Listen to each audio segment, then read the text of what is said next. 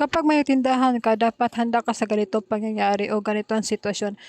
Kana ganing na nag-GCash nimo ba na wala ka kakuan nga dako kay siya og kana i-cash out, so ikaw na kulang ka og puhunan o kulang ka og kuan kwarta, balibaran jud nimo magani kay nakoy pundo gabii nahalinan ko atong gabi ug isang adlaw, so na-cash out jud nako iyang GCash na 11,500.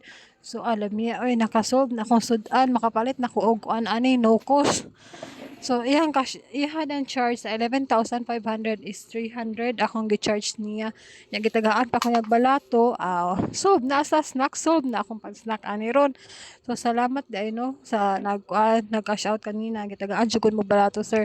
Pero kana nga na sitwasyon no kanang dili ka andam, usik jud kaayo mabalibaran nimo nga nakadako kay naa sa GCash ang tinud-anay nga ginansya no. Kay dili igo ra ka magtunok-tunok ani ang cellphone, cash out na, cash in ana ura galo. Pero bantay-bantay pagka kay masayop ka, thank you jud na tanan imong ginansya kay dili ba ingon na dili ba ingon taga cash in or na mo cash out nimo tag 100 na ba uban na maabot og 500. So masayop ka agoy may nalaman tong uban nga customer nga musabot ra nimo iuli nila no, pero na uban jud di jud mo uli bisag saon nimo og hanyo.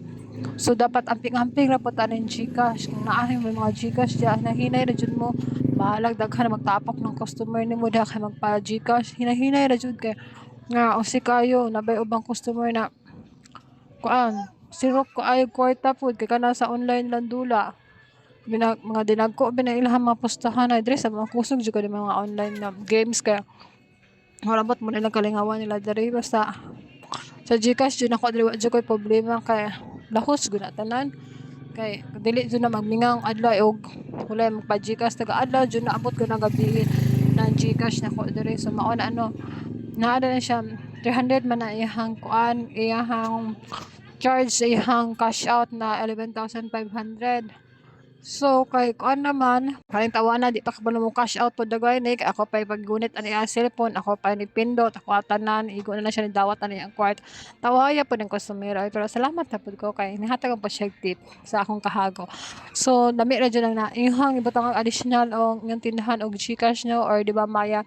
Dapat okay gud na sa GCash ug Maya kay na may uban walay GCash gud na sila Maya. Pero sa tinuod lang na ako dyan ang giampo na hope na mudako na ako ang puhunan aning GCash no.